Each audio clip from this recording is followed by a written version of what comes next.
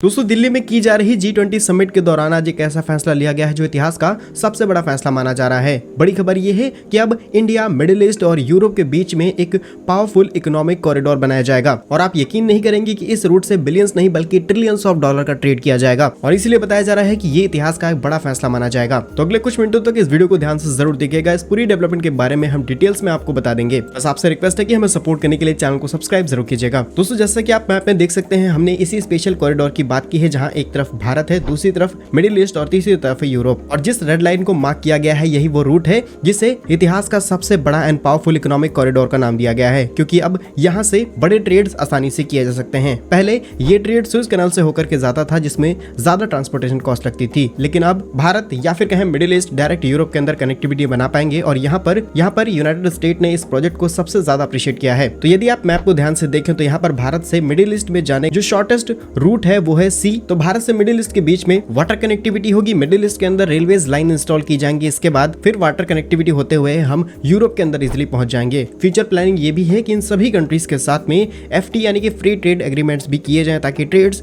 Billions नहीं बल्कि trillions dollar तक पहुंचाया जा सके। और जो मिडिल ईस्ट वाला हिस्सा है यहाँ पर बड़ी स्केल पर ऑयल प्रोड्यूस होता है, तो यहाँ से जो ऑयल सप्लाई है वो और भी ज्यादा आसानी से दूसरे देशों तक पहुंचाई जा सकती है। भारत के पास एक बहुत बड़ा रिफाइनरी नेटवर्क है और यहाँ से भारत रिफाइन करके ऑयल इजिली एक्सपोर्ट कर पाएगा, लेकिन इस कॉरिडोर में सिर्फ ऑयल को ध्यान में नहीं रखा जाएगा बल्कि अंडर सी होते हुए डेटा कनेक्टिविटी पहुंचाई जाएगी, रेलवेज कनेक्टिविटी होगी, पोर्ट कनेक्टिविटी, इलेक्ट्रिसिटी हम इजीली एक्सपोर्ट कर पाएंगे, अंडरग्राउंड पाइपलाइंस होंगी जहां से हम hydrogen, petrol, diesel directly export कर पाएंगे। अभी तक ये सारा ट्रांसपोर्टेशन शिप के माध्यम से होता है, लेकिन अब एक परमानेंट कनेक्टिविटी हो जाएगी जिससे ट्रांसपोर्टेशन कॉस्ट बचाई जा सकती है। वहीं कुछ रिपोर्ट्स का ये भी कहना है कि ये एक बड़ा डिसीजन है चाइना को काउंटर करने के लिए, क्योंकि चाइना लगातार मिडिल ईस्ट और यूरोपियन कंट्रीज के ऊपर भारी पड़ता चला जा रहा है। इसीलिए यूनाइटेड स्टेट ने इस प्रोजेक्ट को बहुत ज्यादा सपोर्ट किया है और इससे भारत को भी कई बड़े फायदे मिल जाएंगे। भारत अपनी जरूरत की चीजों को इजीली इंपोर्ट कर पाएगा। इसके अलावा यूरोप तक कनेक्टिविटी होने की वजह से हम बड़ी टेक्नोलॉजीज आसानी से पहुंचा पाएंगे। और ऑलरेडी आपने देखा होगा कि लास्ट 6 मंथ में कई यूरोपियन कंट्रीज ने भारत से